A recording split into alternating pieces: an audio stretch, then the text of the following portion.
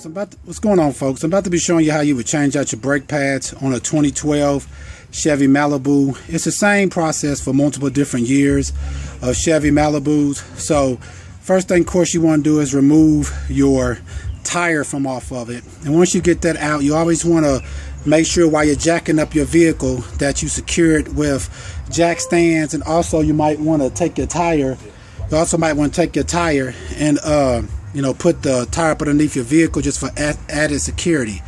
So now all I have to do on this vehicle, if you can see, the brake line is long enough at top to where I'm not going to have to remove the top screw from out of my caliper. So all I'm going to be doing is removing the bottom screw and flipping it up. I'll show you that in a second. Alright, so I got my wheel turned out this way because I'm working on the driver's side.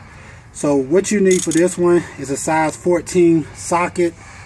You just want to basically unloosen the bottom screw, and just on the driver's side, you just want to turn it up like that. And normally once you get like one good turn on this, you can take your hand and unloosen it the rest of the way like that. And once you have that, normally you could just kind of wiggle your caliper. Make sure you're not grabbing your caliper bracket, just your caliper. Kind of wiggle it, and once you do that, you can kind of turn it up just like that. And once you have that up, you'll be able to see your brake pads right here, which on this one is pretty wore out. So remove your brake pads. Just kind of want to slide it out like that to the other side. Kind of slide them out. And now the next thing I might have to do is, as you can see on this caliper, it's kind of pushed out. So I'm going to be taking my C-clamp and I'm going to use my old brake pad to kind of push back in this caliper. I'm about to do that now. Alright, so what I'm doing now is taking an old brake pad, putting it in front of the caliper, and I'm going to use this to push back in my caliper. Some people would use this caliper to press back this is called a C-clamp. Some people would use their C-clamp to press back the caliper by sticking it in like that. You don't want to do that because it could damage your calipers. What you want to do is take an old brake pad, let me spin this back out some, and kind of put it in front of it and line up your C-clamp on the back of your caliper like that. Make sure you don't hit none of your lines or nothing, your brake line that's on the back of your caliper. And once you got it like that, you just kind of want to get it nice and even. You just kind of want to slowly kind of turn your C-clamp, and as you can see, it'll push back in your caliper. Just kind of want to take your time, just kind of press it back in.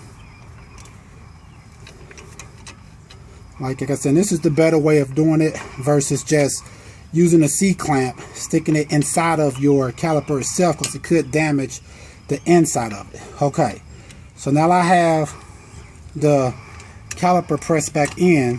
As you can see, it's all the way pressed back in.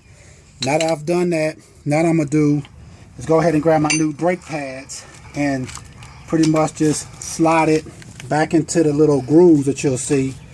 One on that side, and you'll see how it goes like that. And I'm putting it inside of your brake pad pins or your brake pad brackets that kind of hold it. So I'm putting the bottom in first, slide the top in over here, and then just kind of snap them both in like that. Now I have them both in. Now I'm gonna do is just drop my caliper. You make sure when you drop your caliper that you push this in to make sure this end goes on top of this like that. You want to come down like that. And once you got that done, all you got to do now is come back, put your one screw back in that you took out. And once you get that in, now you want to go ahead and tighten, put your wheel back on and tighten everything up. But always make sure before you drive your vehicle that you pump your brakes, because your caliper was pushed all the way back in, which means your brake pads are not going to be making contact with your rotor all the way. So therefore, before you start driving, just kind of sit in your car and pump your brakes maybe 6 or 7 times just to get that caliper to come back out to where it's making back contact with your rotor. Alright folks, once again, this is how you would change out your brake pads on a 2012 Chevy Malibu. Please check out our other videos and please subscribe. Thanks.